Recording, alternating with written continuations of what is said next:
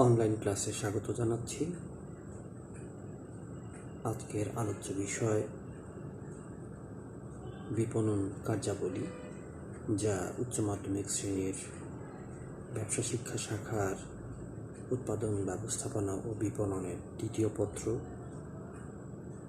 তাছাড়া BBA honours শ্রেণীর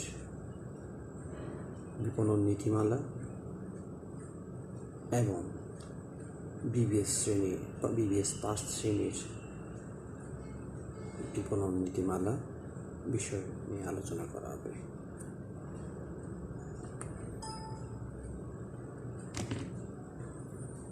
প্রিয় শিক্ষার্থীরা, কেমন আছো সবাই? আশা করি স্বাস্থ্যবিধি মেনে সবাই ভালো আছো। সময়ের প্রয়োজনে নবীনগর সরকারি কলেজের ব্যবস্থাপনা বিভাগের পক্ষ থেকে অনলাইনে হাজির হয়েছে আমি সোহেল আহমদ সরকার। আজকের আলোচ্য অধ্যায় বা আলোচ্য বিষয় বিপণন কার্যাবলী। বিপণন কার্যাবলীর আজকের শিক্ষণফলগুলো হচ্ছে বিপণন কার্যাবলীর ধারণা ও বিপণন কার্যাবলীর গুরুত্ব। প্রথমেই আমরা বিপণন কার্যাবলী ধারণা সম্পর্কে আলোচনা করব। এখানে একটি চিত্র দেখতে পাচ্ছি। চিত্রের এক পাশে আছে উৎপাদক, অন্য পাশে আছে ভোক্তা, মাঝখানে আছে বিপণন কার্যাবলী, অর্থাৎ পণ্য উৎপাদন থেকে শুরু করে ভোক্তার নিকট পৌঁছানোর জন্য মাঝখানে যে পক্ষগুলি রয়েছে তারা সকলেই বিপণন কার্যাবলীর অন্তর্ভুক্ত। অর্থাৎ উৎপাদক এবং ভোক্তার মধ্যে বিপণন কার্যাবলী বা বিপণন কার্যাবলীর সম্পৃক্ত ব্যক্তিদ্বয় সেতু বন্ধনের মতো কাজ করে।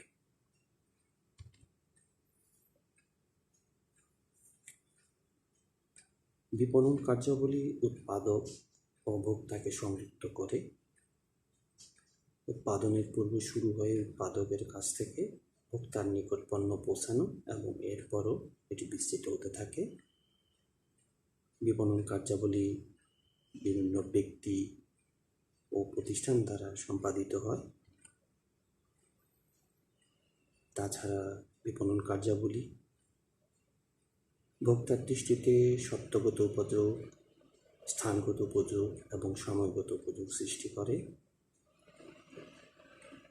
বিপণন কার্যাবলী উৎপাদকের দৃষ্টিতে উৎপাদন অব্যাহত রাখার, বৃহৎ উৎপাদনে সহায়তা করার, ব্যবসার অস্তিত্ব রক্ষার ও সুষ্ঠু বন্টনের কার্যাবলী অন্তর্ভুক্ত করে। বিপণন কার্যাবলী সামাজিক দৃষ্টিতে কর্মসংস্থান সৃষ্টি, জীবনযাত্রার মান উন্নয়নের এবং সামাজিক বিপণনের কার্যাবলী অন্তর্ভুক্ত করে এবং বিপণন কার্যাবলী অর্থনৈতিক দৃষ্টিতে সম্পদের সদ্য ব্যবহারের, অর্থনৈতিক উন্নয়নের, কৃষি ও শিল্পের সমন্বয়ের এবং বৈদেশিক বাণিজ্য উন্নয়নের কার্যাবলী আলোচনা করে। এবার আমি বিপণন কার্যাবলী ও এর গুরুত্ব নিয়ে আলোচনা করব। বিপণন কার্যাবলীকে মূলত তিনটি ভাগে দেখানো যেতে পারে। এক, মালিকানা সংক্রান্ত কার্যাবলী, অর্থাৎ মালিকানা হস্তান্তর সংক্রান্ত কার্যাবলী, বন্টন সংক্রান্ত কার্যাবলী এবং সহায়ক কার্যাবলী।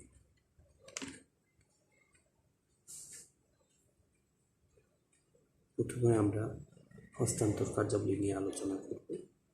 হস্তান্তর কার্যাবলীতে মূলত কয়েকটি বিষয় সম্পৃক্ত থাকে, যেমন ক্রয়, বিক্রয়, প্রমিতকরণ, জায়িতকরণ, ঝুঁকি গ্রহণ।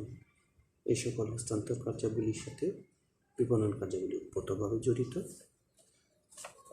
তো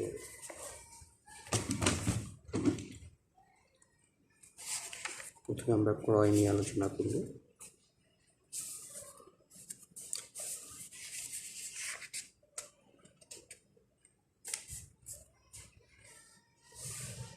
প্রয়োজন নির্ধারণ করা, উৎস নির্বাচন করা, পণ্য যাচাই করা, মূল্য ও শর্ত নির্ধারণ করা, চুক্তি করা ও সবশেষে বিক্রেতার নিকট পণ্যের মালিকানা গ্রহণ করার সামগ্রিক প্রক্রিয়া হচ্ছে ক্রয়।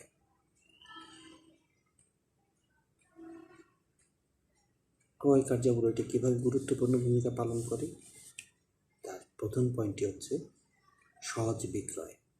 ইংরেজিতে একটি কথা আছে, good well out half done or half sold, অর্থাৎ একটি ভালো ক্রয় বিক্রয়ের অর্ধেক সম্পন্ন করে ফেলে। তারপর হচ্ছে প্রতিযোগিতা। পণ্য যদি কম মূল্যে কেনা যায়, ক্রয়ের সাথে সংশ্লিষ্ট ব্যয় কমানো যায় বা প্রতিযোগীর চেয়ে ভালো কেনা যায়, তাহলে প্রতিযোগিতা এগিয়ে থাকে।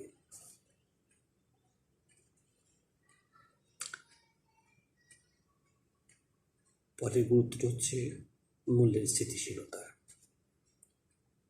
পণ্যের মূল্য বা ক্রয়ের সাথে সংশ্লিষ্ট খরচের উপর মূল্য কম বা বেশি হওয়া অনেকটা নির্ভরশীল।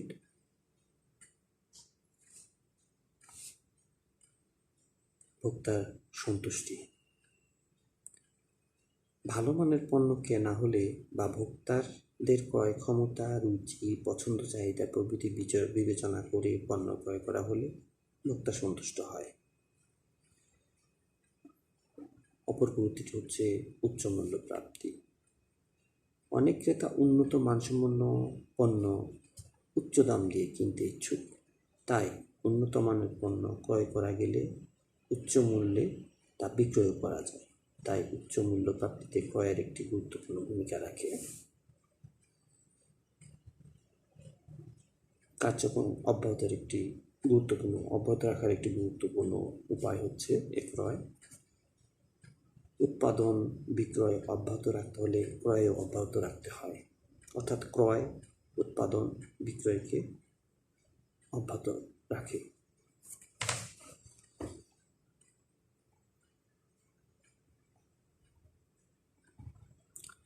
এবার আমরা আলোচনা করব হস্তান্তর কার্যাবলীর আরেকটি গুরুত্বপূর্ণ উপায় হচ্ছে বিক্রয়।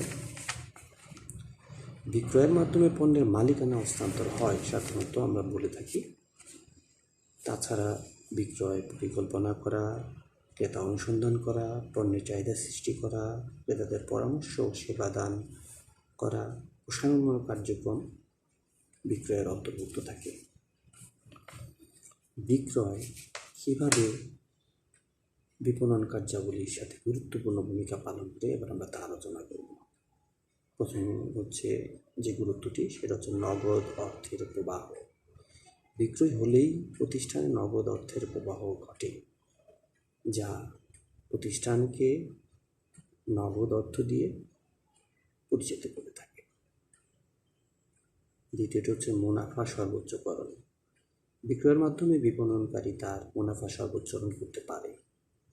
যত বেশি বিক্রয় হবে, মুনাফা তত বেশি হবে। এভাবে বিক্রয় সর্বোচ্চ হওয়ার মাধ্যমে সর্বোচ্চ মুনাফা অর্জিত হতে পারে। তারপরে হচ্ছে টিকে থাকা।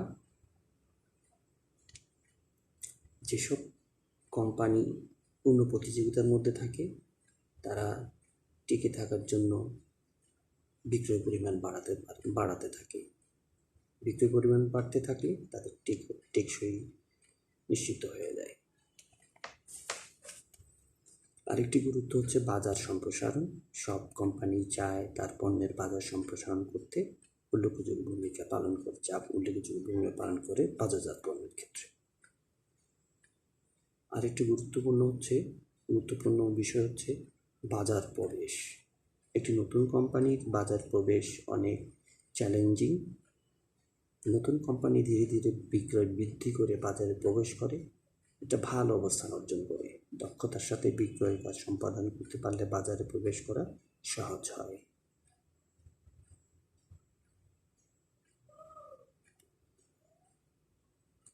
আরেকটি গুরুত্বপূর্ণ বিষয় হচ্ছে ব্যয় নির্বাহ করা। প্রতিষ্ঠানের বিভিন্ন কার্যাবলী সম্পাদনের জন্য অর্থের প্রয়োজন। একমাত্র বিক্রয়ের মাধ্যমেই প্রতিষ্ঠান আয় করে থাকে, আর এই আয় দিয়ে অন্যান্য ব্যয় নির্বাহ করে থাকে।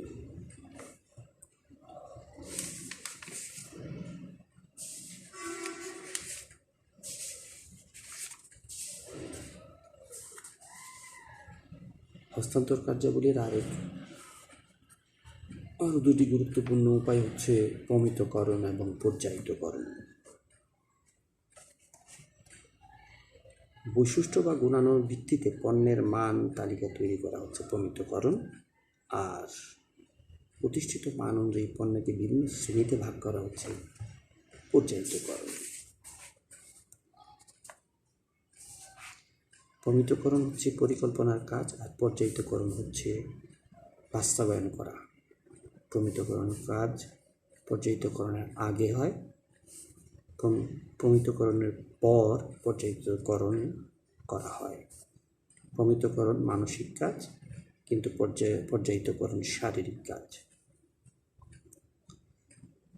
চিন্তা সিদ্ধান্তের কাজ দ্বারা একত্রে দক্ষতা অভিজ্ঞতার প্রয়োজন হয়। সিদ্ধান্ত বাস্তবায়ন করা হয় বলে দক্ষতা অভিজ্ঞতা খুব একটা প্রয়োজন হয় পর্যায়িতকরণে। প্রমিতকরণে পণ্যের বৈশিষ্ট্য গুণগত প্রকৃতির ভিত্তিতে প্রয়োগ করা হয়, আর প্রমিতকরণের ভিত্তিতে পর্যায়িতকরণ করা হয়। এবার এর গুরুত্বগুলো আমরা আলোচনা করব। প্রমিতকরণ ও পর্যায়িতকরণের গুরুত্বপূর্ণ ভূমিকা কীভাবে পালন করে বাজার বা বিপণনে। প্রথমে ক্রয় বিক্রয়। প্রমিতকরণ ও পর্যায়িতকরণ করা হলে পণ্যের বৈশিষ্ট্য গুণগত বৈশিষ্ট্য বা নির্দিষ্ট গুণাগুণ বজায় থাকে। নির্দিষ্ট গ্রেডের পণ্যের বিভিন্ন তথ্য ক্রেতা বিক্রেতা উভয়ই বুঝতে পারে। এতে পণ্য পরিদর্শন না করেও ক্রয় বিক্রয় করা যায়। নির্ভরতা। নির্দিষ্ট গ্রেডের পণ্য কিনলে ক্রেতার পণ্য মান বা বৈশিষ্ট্য নিয়ে কোনো দুশ্চিন্তা থাকে না, কারণ কোনো বিশেষ গ্রেডের পণ্যের মান বা বৈশিষ্ট্য সর্বত্র একই হয়ে থাকে। এই জন্য বিশেষ মান বা বৈশিষ্ট্য সম্পন্ন পণ্য পাবার জন্য ক্রেতা বিশেষ গ্রেডের উপর নির্ভর করতে পারে। সহজ বিপণন। পণ্য প্রমিতকরণ বা পর্যায়িতকরণ করা হলে পণ্যের বিভিন্ন দিক সম্পর্কে ক্রেতাকে বোঝাতে বিক্রয়কর্মীর বেগ পেতে হয় না। ক্রেতা পণ্য না দেখে নমুনার মাধ্যমে বা টেলিফোনের মাধ্যমে ক্রয় করতে পারে।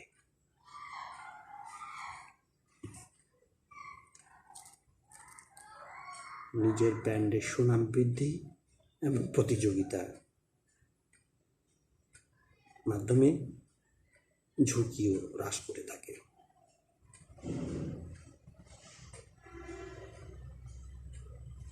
সহজ মূল্যায়ন।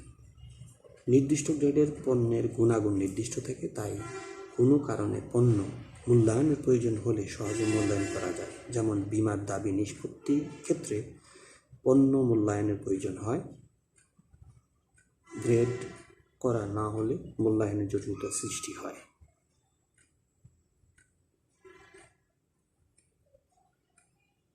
বৃহদাকার বিক্রয়। বিপণন বা বিক্রয় কর্মীর সাহায্যে বৃহদাকার পণ্য বিক্রয় করতে হলে প্রমিতকরণ ও পর্যায়িতকরণ করা প্রয়োজন। গ্রেড করা পণ্য বিপুল সংখ্যক ক্রেতার কাছে উৎপাদন করে সহজেই বিক্রয় করা যায়। রপ্তানি বাণিজ্য। আন্তর্জাতিক বাজারে পণ্য রপ্তানি করতে হলে অবশ্যই পণ্যের প্রমিতকরণ ও পর্যায়িতকরণ করতে হবে। গ্রেড ছাড়া পণ্য বিদেশি তারা ক্রয় করে না। তাছাড়া গ্রেডহীন পণ্যকে বিদেশিরা নিম্নমানের বলে মনে করে।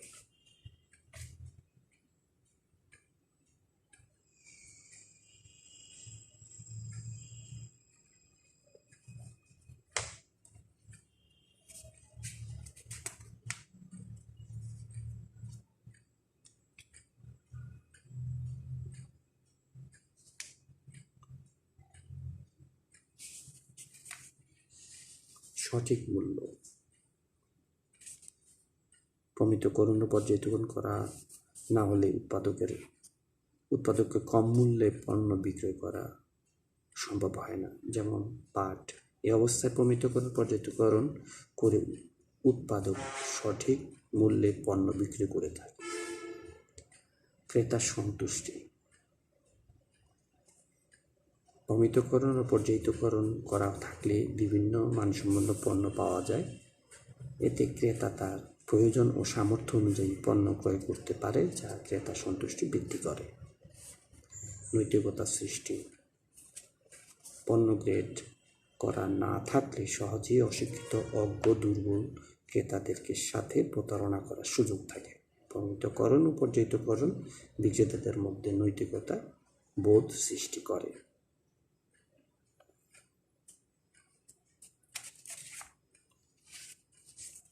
এবার আমরা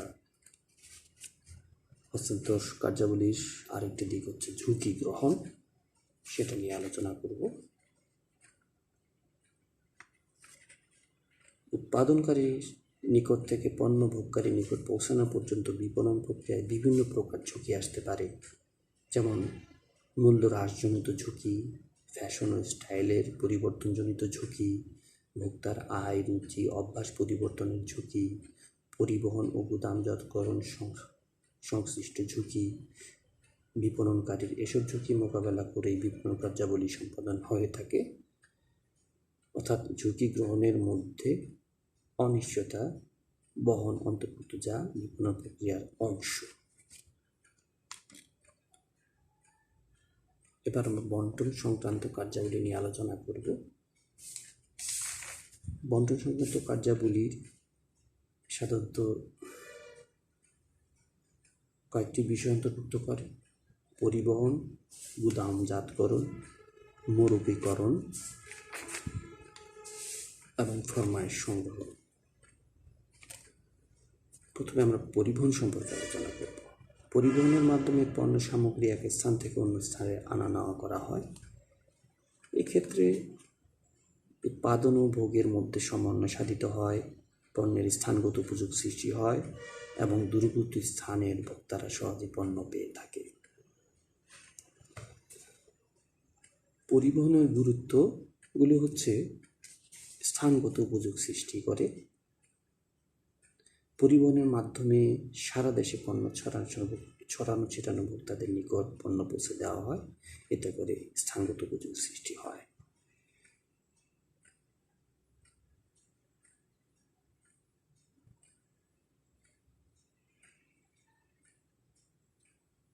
নিয়মিত সরবরাহ।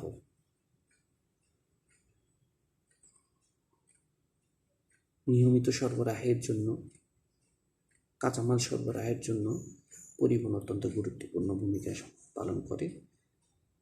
শিল্পের বেশিরভাগ কাঁচামালই আসে কৃষি থেকে। এসব কাঁচামাল সারা দেশে কৃষকেরা ক্ষুদ্র ক্ষুদ্র আকারে উৎপাদন করে। কাঁচামাল সংগ্রহ করে শিল্পক্ষেত্রে সর্বস্থানে সরবরাহ করার দায়িত্ব পরিবহন নিয়ে থাকে। সম্পদের সুষ্ঠু ব্যবহার। সম্পদের সুষ্ঠু ব্যবহারের ক্ষেত্রেও পরিবহনের যথেষ্ট গুরুত্ব রয়েছে। তাছাড়া পরিবহনের কারণে অনেক দূরের উৎপাদনকারী ভোক্তাদের সামনে পণ্য হাজির করে, এতে উৎপাদকের মধ্যে প্রতিযোগিতা বাড়ে। প্রতিযোগিতার ফলে ভোক্তারা কম দামে উন্নত মানের পণ্য পেয়ে থাকে।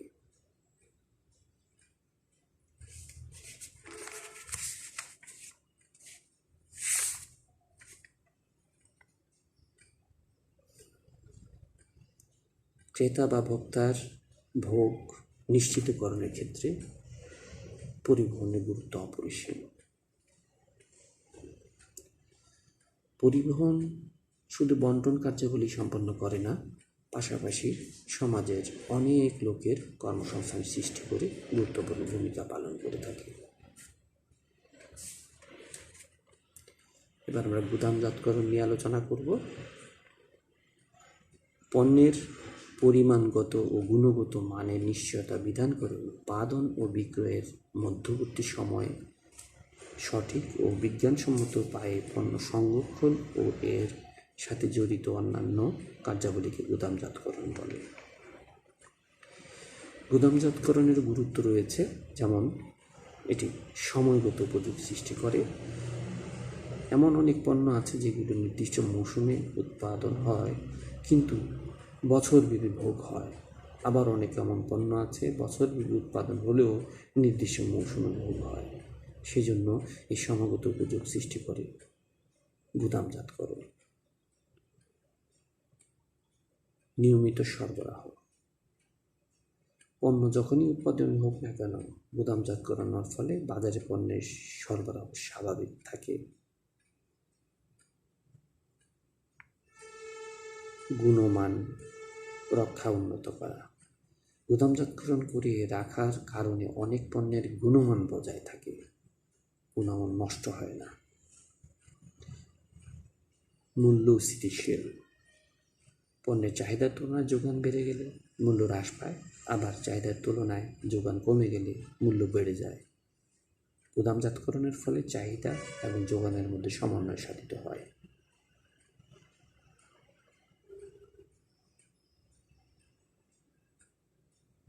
এবার আমরা মোড়কীকরণ নিয়ে আলোচনা করব।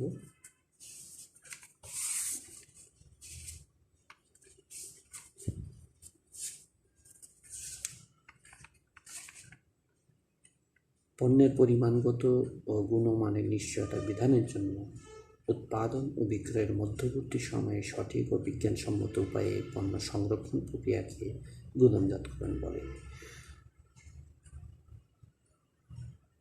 আর মোড়কীকরণ হচ্ছে পণ্যের উপর আবরণ সৃষ্টি করে পণ্যকে অধিকতর নিরাপত্তা করা, পণ্যের গুণগত মান রক্ষা করা, পণ্যকে ক্ষতিগ্রাস থেকে রক্ষা করা, পণ্যকে সহজে বহনযোগ্য করে তোলা, ক্রেতাকে আকৃষ্ট করা, এই সকল বিষয়গুলো মোড়কীকরণের মাধ্যমে নিশ্চিত করা হয়ে থাকে।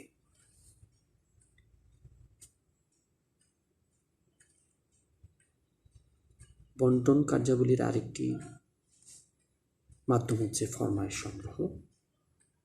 এক্ষেত্রে বিক্রেতা ক্রেতার সাথে যোগাযোগ করে তার কাছ থেকে ফরমায়েশ সংগ্রহ করে এবং সে অনুসারে পণ্য প্রেরণার যাবতীয় ব্যবস্থা গ্রহণ করে থাকে। অর্থাৎ ফরমায়েশ সংগ্রহ হচ্ছে অভীষ্ট ক্রেতাদের নিকট নিয়মিত রুটিন মাফিক বিক্রয় সমাপ্ত করেন। এর মাধ্যমে ক্রেতা বিক্রেতার মাধ্যমে যোগাযোগ হয়, রুটিন মাফিক কার্যক্রম চলতে থাকে এবং অভীষ্ট লক্ষ্য হিসেবে ক্রেতাকে নিয়ে কাজ করা হয় এবং ক্রেতা বিক্রেতার মধ্যে একটি ভালো সম্পর্ক তৈরি হয়, সেই সাথে পণ্য প্রেরণের ব্যবস্থা করা হয়ে থাকে।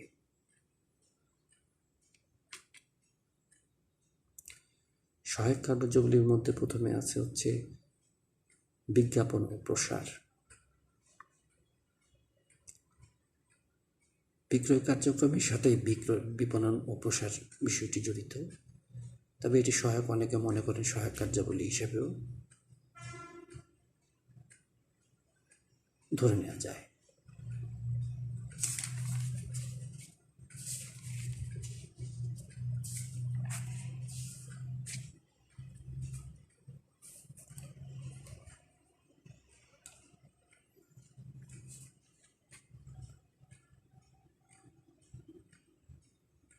চিহ্নিত উদ্যোক্তা কর্তৃক অর্থের বিনিময়ে নৈর্ব্যক্তিক উপায়ে পণ্য, সেবা বা ধারণা বিক্রয়ের লক্ষ্যে পরিচিত করার জন্য বৃহৎ জনগোষ্ঠীর উদ্দেশ্যে যে প্রচারণা চালানো হয় তাই হচ্ছে বিজ্ঞাপন। বিজ্ঞাপন কীভাবে গুরুত্ব পালন করে তা নিয়ে আলোচনা করছি। শিল্পায়নের ক্ষেত্রে অর্থাৎ বিজ্ঞাপন ভোক্তাদের বিশ্ব শিল্পক্ষেত্রে গুরুত্বপূর্ণ ভূমিকা পালন করে। বৃহৎ উৎপাদনকারী প্রতিষ্ঠানের পক্ষে বিজ্ঞাপন কাজ করে। চাহিদা সৃষ্টি বৃদ্ধির ক্ষেত্রেও বিজ্ঞাপন বড় ভূমিকা রাখে। প্রতিযোগিতা মোকাবেলার ক্ষেত্রেও বিজ্ঞাপন ভূমিকা রাখে।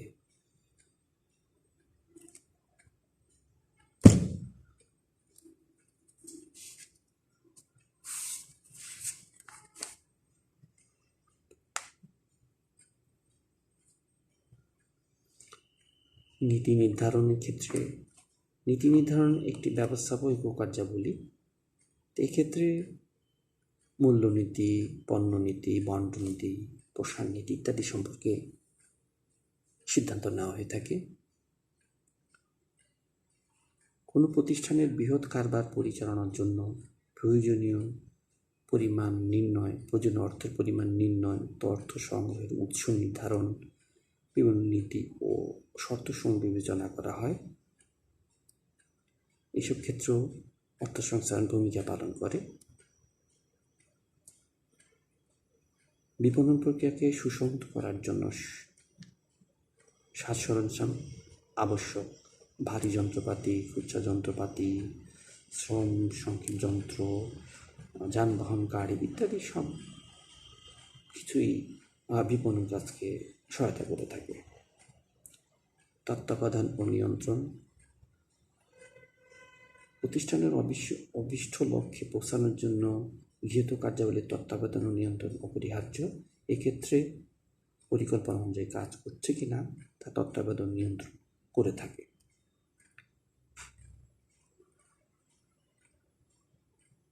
তাছাড়া বিপণনের সাথে সংশ্লিষ্ট বিষয়ের বিভিন্ন তথ্যগুলো সংগ্রহ এবং প্রকাশ দুটো কার্যাবলী বিপণন কার্যাবলীর অন্তর্গত। বিক্রয়োত্তর সেবা। বর্তমানে বিক্রয়োত্তর সেবা প্রদানে বিপণনের একটি গুরুত্বপূর্ণ কাজ।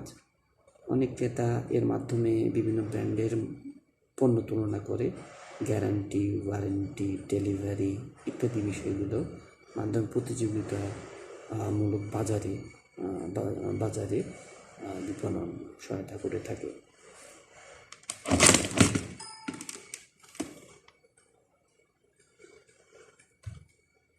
আজকে বিপণন কার্যাবলীর আলোচ্য বিষয়গুলো থেকে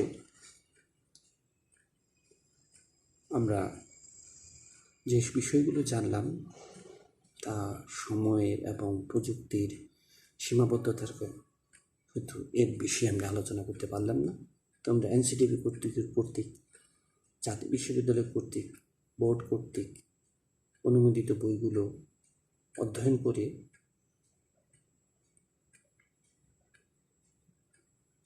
আরও কিছু প্রশ্ন উত্তর তোমরা বের করে নিবে।